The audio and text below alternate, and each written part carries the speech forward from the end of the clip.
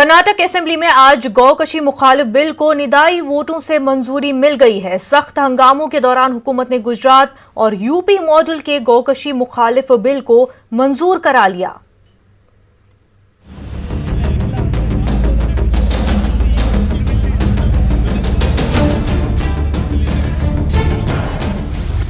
मुल्क की दीगर रियासतों की तरह कर्नाटक में भी अब गौकशी पर अनखरी पाबंदी लग जाएगी। असेंबली स्पीकर की इजाजत के साथ वजीर मवेशी पालन प्रभु चौहान ने असेंबली में गौकशी के खिलाफ बिल पेश किया। प्रभु चौहान की बिल की पेशकशी के दौरान ही फौरी तौर पर लीडर ऑफ अपोजिशन सिद्धारमैया ने सख्त एतराज जताया, जिसके साथ ही कांग्रेस और जेडीएस के अरकान हंगामा आराई करते हुए ऐवान के वस्त में पहुँच गए। सिद्धारमैया ने कहा कि कल हुई बिजनेस एडवाइजरी कमेटी की मीटिंग में गौकशी मुखालिफ बिल पर कोई बात नहीं हुई। ऐसे में प्रभु चौहान इस बिल को ऐवान में कैसे पेश कर सकते हैं। सिद्धारमैया ने कहा कि बीएसी की मीटिंग में सिर्फ ये तय हुआ था कि जो ऑर्डिनेंस आए हैं उन्हीं को ऐवान में पेश करके मंजूरी ली जाएगी, जिस पर असेंबली स्पीकर विश्वेश्वर कागेरी हुकूमत की जबान बोलते नजर आए। स्पीकर ने कहा कि बिजनेस एडवाइजरी की मीटिंग में ये भी तय पाया था कि जरूरी बिलों को असेंबली में पेश किया जा सकता है। इसी बुनियाद पर प्रभु चौहान ये बिल पेश कर रहे हैं, जिस पर कांग्रेस के अरकान हुकूमत के खिलाफ नारेबाजी करते नजर आए। इस मौजू पर ऑपोजिशन और हुक्मरान जमात में काफी गर्मा गर्मी के मनाजिर देखे गए। सख्त हंगामों के दौरान स्पीकर ने निदाई वोट से बिल को मंजूर कर लिया। नए बिल में गौकशी के खिलाफ सख्त सजाएं भी रखी गई है। नए बिल के मुताबिक गौकशी करने पर 50,000 रूपए जुर्माना और 3 से 7 साल तक की सजा की गुंजाइश रखी गई है। अगर वही शख्स दूसरी बार में गौकशी के मामले में कसूरवार पाया जाता है तो 10 लाख तक का जुर्माना आयद किया जा सकता है। यहाँ ये बात काबिल जिक्र है कि बीजेपी ने अपने गुज़िश्ता दौर इख्तिदार में भी गौकशी बिल को 2010 में मुतारिफ कराया था, ताहम सदर जमहूरिया से इसे मंजूरी नहीं मिली थी। बाद में कांग्रेस के इख्तिदार में आने के बाद सिद्धारमैया हुकूमत ने इस बिल को वापस ले लिया था। न्यूज़ 18 उर्दू के लिए जवाद मीर की रिपोर्ट। बीजेपी के कौमी सदर जेपी नड्डा मगरबी बंगाल के 2 रोजा दौरे पर आज कोलकाता पहुंचे। मगरबी बंगाल में आइंदा साल होने वाले असेंबली इलेक्शन के पेश नजर जेपी नड्डा के मगरबी बंगाल दौरे को अहम माना जा रहा है। वहीं उन्हें कोलकाता में लोगों की नाराजगी का भी सामना करना पड़ा। जेपी नड्डा को एयरपोर्ट पर काले झंडे दिखाए गए। खास बात यह रही कि एहतजाज कर रहे अफराद ने किसी सियासी और समाजी तंजीम का बैनर नहीं लगाया था।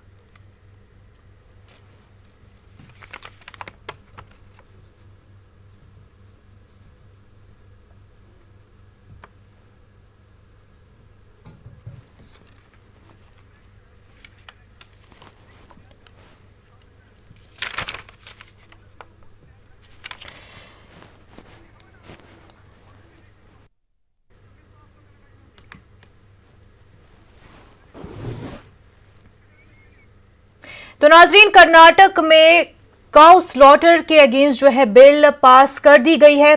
इसी सिलसिले में हमारे साथ कांग्रेस लीडर प्रियांक खरगे हमारे साथ जुड़ चुके हैं। प्रियांक खरगे ये बताया कि कांग्रेस ने हंगामा किया, ओपोज किया इस बिल को और नारेबाजी भी हुई, लेकिन ये बताया कि क्या ये कांग्रेस के लिए शॉकिंग था कि बीजेपी लेड गवर्नमेंट जो है वो इस तरह की बिल पास कर रही है? नहीं, ऐसी हमारा वादा ये है कि जिस तरीके से उन्होंने बिल लेकर आए वो ठीक नहीं था ना। बिल का ड्यू जो बिजनेस एडवाइजरी कमेटी में चर्चा हुआ था कि नए कानून कोई भी नहीं लेकर आएंगे। ये इमीडिएटली दोपहर को एक नोटिस देके लेकर आके प्लेस द बिल। तो बिल क्या है क्या नहीं है, उसमें कैसे कैसे रूल्स डाले हैं उसका कुछ जिक्र भी नहीं था, ना ही वो ड्राफ्ट बिल खुद मंत्री के पास था जी। तो जब ड्राफ्ट बिल मंत्री के पास ही नहीं है तो बाकी के लोग चर्चा कैसे करेंगे जी? हमारे नारा इसलिए था कि ये जो बिल है ये सिर्फ एक कम्युनिटी को या ये बीफ ईटिंग कम्युनिटी को नहीं है, ये it has economic implication. Tamar लोग क्या करेंगे, दलित लोग क्या करेंगे जी, कुरैशी लोग क्या करेंगे। So what is the social impact, what is the economic impact of this bill should have been discussed. Already ये लोग इतना गौ माता का पूजा करते हैं। मोदी सरकार में हाईएस्ट बीफ एक्सपोर्ट हो रहा है जी India tops the list in the last 70 year. जी हाईएस्ट बीफ एक्सपोर्ट मोदी सरकार में हो रहा है। तो एक कानून ऊपर एक कानून नीचे कैसे रह सकते हैं? ठीक। और गोवा में क्यों नहीं है ये कानून जहाँ बीजेपी सरकार है? मिजोरम में क्यों नहीं है ये कानून जहाँ बीजेपी सरकार है? प्रियांक जी, आपसे जानना चाहूंगी कि आपने कहा कि जिस तरह से बिल लाई गई उस पर जो है कांग्रेस ने ऐतराज जताया, तो कांग्रेस का इस बिल पर क्या स्टैंड है? क्या सिर्फ जिस तरह से ये बिल लाई गई उस पर ऐतराज था कि इस बिल से ही ऐतराज है? हमको इस बिल से ही ऐतराज है पहले जी, क्योंकि this bill is anti farmer. जो किसान है उनके खिलाफ है जी। आप मध्य प्रदेश में देखिए, यूपी में देखिए क्या हो रहा है जी। क्या सरकार उसको पोषण के लिए, गाय पोषण के लिए कुछ पैसे दे रही है जब उनका एज हो जाता है? जी। तो ऑलरेडी किसान कर्जे में डूबे हैं। किसान क्या करेंगे जब एक गाय बूढ़ा हो जाएगा, दूध देना बंद करेगा, तो उसको क्या करेंगे? उसका क्या करेंगे? कितने गौशाला है कर्नाटक में? कितने गौशाला में ठीक तरह से ये सब जानवरों को रखा जा रहा है? इसका कुछ स्टडी हुआ है? क्या हुआ है? This bill is anti farmer, this bill is anti Dalit, anti industry. Leather industry, हजारों करोड़ों का लेदर इंडस्ट्री है जी। तो करेगा वो इंडस्ट्री क्या होगा? और जो काम करते हैं, जो मजदूर है इस इंडस्ट्री में, उनका क्या होगा? जी बिल्कुल। प्रियांक खरगे जी, आपका बेहद शुक्रिया हमारे साथ बात करने के लिए। नाजरीन, हमारे साथ इस वक्त कांग्रेस लीडर रिजवान अरशद भी जुड़ चुके हैं। रिजवान अरशद जी, ये बताया कि बिजनेस एडवाइजरी मीटिंग हुई, लेकिन इस मीटिंग में ये बिल एजेंडा नहीं थी, तो क्या बीजेपी गवर्नमेंट जो है, चाहे जिस भी रियासत में हो, वहां पर कंसेंट जो है नहीं लिया जाता, चाहे कोई भी बिल पास हो उससे पहले? देखिए, बीजेपी हुकूमत और बीजेपी पार्टी कभी इस मुल्क के आइन पर भरोसा रखने वाली पार्टी नहीं है जी। पार्लियामेंट्री डेमोक्रेसी पे भरोसा रखने वाली पार्टी नहीं है। जब बिजनेस एडवाइजरी कमेटी में कल तय किया गया था कि कोई नई बिल इस सेशन में पेश नहीं होगी, क्योंकि सेशन हमें 3 दिन पहले ख़त्म करना है, कोविड का मामला है जी, और ग्राम पंचायत इलेक्शन अनाउंस हो गए हैं, तो कमिटमेंट था बीजेपी का कि कोई नई बिल इस असेंबली सेशन में नहीं आएगी। इसके बावजूद चोरी से इस बिल को लाया गया, और ना सिर्फ लाया गया बल्कि हम सब एमएलएस को बिल की कॉपी तक नहीं दी गई जी, ताकि हम उसको पढ़ सकें और इस पे जो हम ऑब्जेक्शन है उसको हम रेज कर सकें। जब एक आप पार्लियामेंट्री डेमोक्रेसी के बारे में बात करते हैं, जमहूरियत की बात करते हैं कि आप एक नई बिल ला रहे हैं, इस पे कोई सपोर्ट करना चाहेगा, कोई हिमायत करेगा, कोई मुखालिफत करेगा, लेकिन उसके लिए बिल में क्या लाया गया है वो तो पढ़ना जरूरी है। वो तो उस तक का उन्होंने हमें मौका नहीं दिया, इसीलिए आज हमने इस बिल की पूरी मुखालिफत की है। और ये बिल सिर्फ और सिर्फ ग्राम पंचायत इलेक्शन को नज़र में, उसके मद्देनज़र लाई गई है।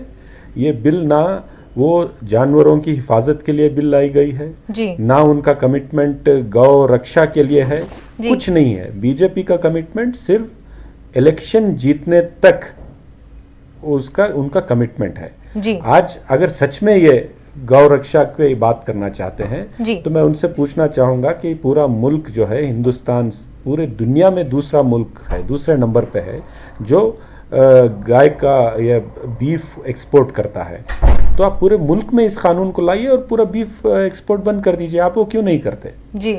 और अगर आपकी हुकूमत कर्नाटक में है, आप बैन कर रहे हो, गोवा में भी तो आपकी हुकूमत है, क्यों गोवा में आप बैन नहीं करते? नॉर्थ ईस्ट में 3-4 स्टेटों में आपकी हुकूमत है, वहां क्यों नहीं बैन करते? लेकिन रिजवान जी, बीजेपी गवर्नमेंट जो है 1 by 1 इस तरह से, क्योंकि पहले यूपी में जो है ये बैन किया गया, ये बिल लाई गई, अब उसके बाद कर्नाटक में, तो बीजेपी गवर्नमेंट जो है, जिन भी रियासतों में उनकी गवर्नमेंट है, वो एक एक करके जो है इस तरह के स्टेप उठा रही है। आपने कहा कि चोरी से ये बिल लाई गई, लेकिन बीजेपी लीडर ने जुमे को, फ्राइडे को बयान दिया था कि काउ स्लॉटर बैन जो है रियलिटी होगी अनकरीब कर्नाटक में। नहीं, देखिए, कल बिजनेस एडवाइजरी कमेटी जो है वही जी। तय करती है कि क्या एजेंडा असेंबली में होना चाहिए। जी कल मीटिंग हुई और हम सबको बुला करके ये बोला गया कि ये सब तय हुआ है। जी तो हमें क्यों बोला गया कि नई बिल क्यों नहीं आएगी, जी। कोई भी नई बिल नहीं लाया जाएगा, तो चोरी से क्यों बिल लाई गई? जी हम जैसे मेंबर्स को हाथ में बिल की कॉपी क्यों नहीं दी गई? जी हमें ऑब्जेक्शन करने का या सपोर्ट करने का मौका असेंबली में क्यों नहीं दिया गया? जी आप इतनी बड़ी बिल लाते हो और इस पे आप चर्चा भी नहीं करना चाहते और बिना चर्चा के ये बिल पास करते हैं, तो यहाँ पे हमारा ऑब्जेक्शन है। अगर डिस्कशन पे डालते, चर्चा होती, हमें हमारे सजेशंस देने का, हमारी राय देने का मौका मिलता, जी। अगर इसमें कुछ गलत है या सही है उसे सही करने का मौका हुकूमत को मिलता, तो यही जमहूरियत होती है। तो हम क्यों लोगों से चुन करके असेंबली के अंदर जाते हैं? हम क्यों जी। बैठते हैं? जब हमें बात करने का मौका नहीं देंगे, हमारी राय रखने का मौका नहीं देंगे, हम जिन लोगों की नुमाइंदगी करते हैं उन लोगों के एहसासात को हम अगर रख नहीं पाएंगे असेंबली में, जी। तो हमारा एमएलए होने का फायदा क्या है? जी जमहूरियत में ऐसा सिस्टम हमने कभी नहीं देखा।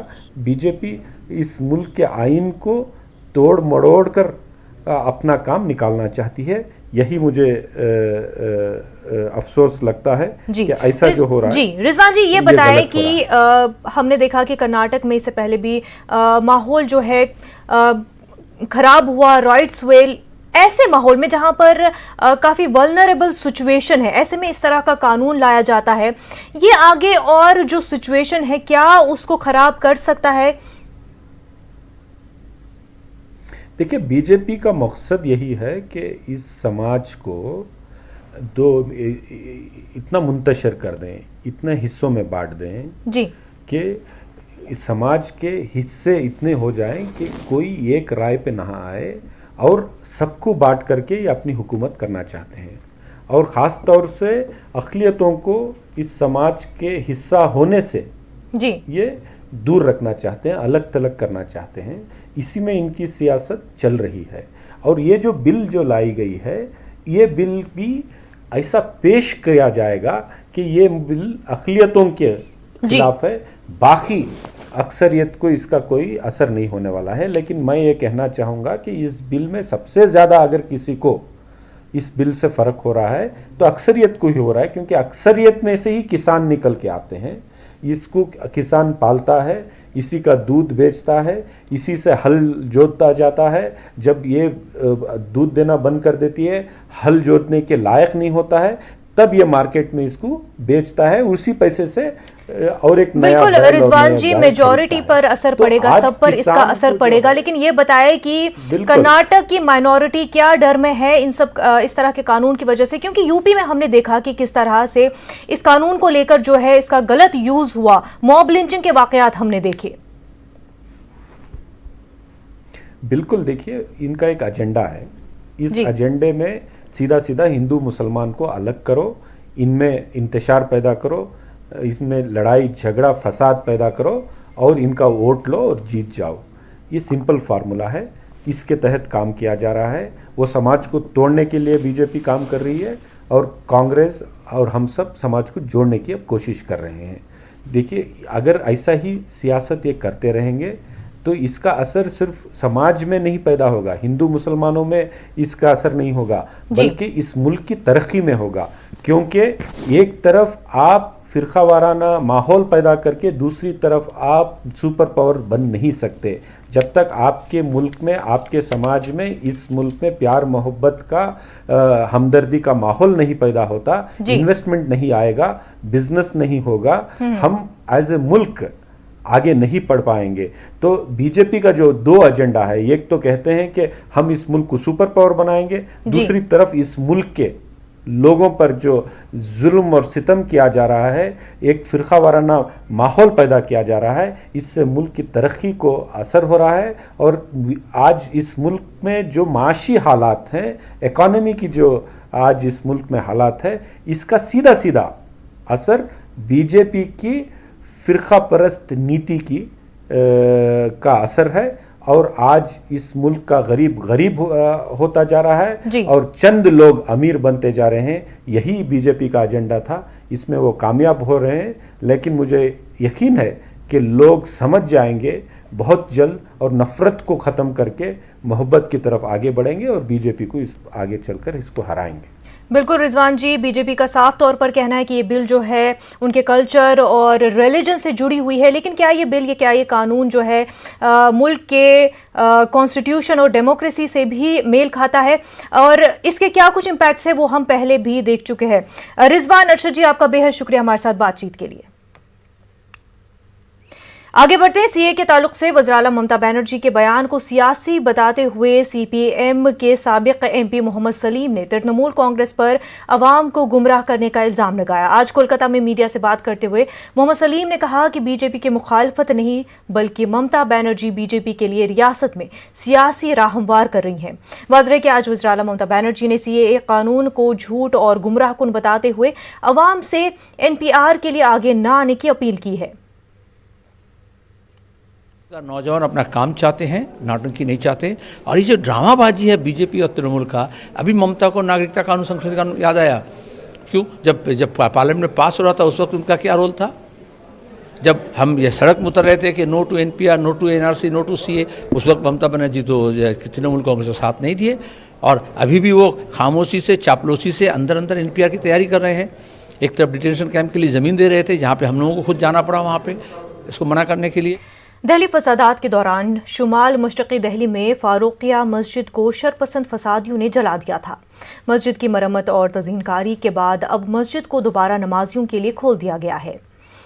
मस्जिद की मरम्मत के लिए बाद से ही जो है और तामीरी काम को तमिलनाडु जमीयत उलमा हिंद और जमीयत उलमा महमूद मदनी ग्रुप ने मिलकर अंजाम दिया है।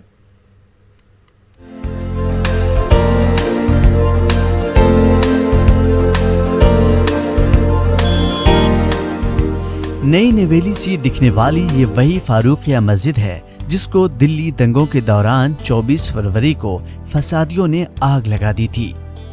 अब मस्जिद का तामीरी काम मुकम्मल हो चुका है। मस्जिद की मरम्मत व तज़ीनकारी में 19 लाख रुपए की बड़ी रकम खर्च हुई है। आज मस्जिद का इफ्तिताह करने ब्रिजपुरी पहुंचे जमीयत उलमा हिंद के सेक्रेटरी हकीमुद्दीन कासमी ने कहा कि अभी जमीयत की लड़ाई जारी है। फारूकिया मस्जिद और मदरसा जामिल हुदा ये एक बड़ा प्रोजेक्ट है, और हमारी ये बार बार कोशिश थी कि अल्लाह इस मस्जिद में खिदमत करने के लिए हमें मौका अता फरमा दीजिए। अल्लाह पाक ने वो दिन दिया, वो दिन आ गया। हाजी फ़खरुद्दीन साहब इसके ज़िम्मेदार फ़िलहाल हैं, और आज काफ़ी हद तक ये मस्जिद आप देख रहे हैं कि जो जल करके राख की ढेर में तब्दील हो चुकी थी, ये अल्हम्दुलिल्लाह पूरा हो गया। इसके अलावा नया काम गेट पर पीछे मदरसे को ऊपर ये जो तामीरी काम किया गया है, तमिलनाडु में जमात है, जमात उलमा सवाई तमिलनाडु, उसके ज़िम्मेदार हैं मौलाना ख्वाजा मोइनुद्दीन साहब सदर, वो आए हुए हैं। मौलाना अब्दुल अजीज़ बाकवी साहब हैं, मौलाना अब्दुल रहमान कासमी साहब हैं। ये वो हजरात हैं जिनकी तरफ से जमीयत उलमा ये तामीरी काम करा रही है। इस पूरे मामले के पीछे एक दर्द भरी कहानी भी है। ये मस्जिद के मुअज्जिन हैं। इनके सर में फ्रैक्चर है, जबड़ा 3 जगह से टूटा है, दांत स्टील के हैं, दोनों हाथों में फ्रैक्चर की वजह से रॉड डाली गई है। हालात कितने खराब हैं, बोलने में भी दिक्कत होती है। दिल्ली सरकार से 2 लाख का मुआवजा मिला है। दंगों की वजह से अब ये काम करने के काबिल नहीं रहे, इसलिए अपने वतन बिहार लौट चुके हैं। मुझे तो जिस्मानी नुकसान मेरा क्या तो मार के फेंक दिया उन्होंने अपने हिसाब तौर पे। अब इसके नुकसान मुझे के वो ताकत ही नहीं मिल पाती मैं कुछ करूं जी। अब 5 बच्चे मेरे छोटे और बच्चे, अब उसके लिए भी मेहनत मजदूरी चाहिए। अब ना मैं पढ़ाने के काबिल, ना मुअज्जिन करने के काबिल, ये मेरे सबसे बड़ी परेशानी आ गई। कितना फ्रैक्चर, कितना जिस्मानी नुकसान हुआ है? फ्रैक्चर में मेरे दोनों हाथ में फ्रैक्चर, रोड डली हुई है, दिमाग की हड्डी फ्रैक्चर है, और मुंह में स्टील का जबड़ा लगा हुआ है। ये सब नकली दांत है मेरे। दिल्ली फसादात का दर्द धीरे धीरे कम हो रहा है। हुकूमत और समाजी तंजीमों के जरिए मरहम लगाने की कोशिश की जा रही है, लेकिन फसादात ने कई ऐसे जख्म दिए हैं जो शायद कभी नहीं भर सकेंगे। न्यूज़ 18 उर्दू के लिए दिल्ली से खुर्रम शहजाद की रिपोर्ट।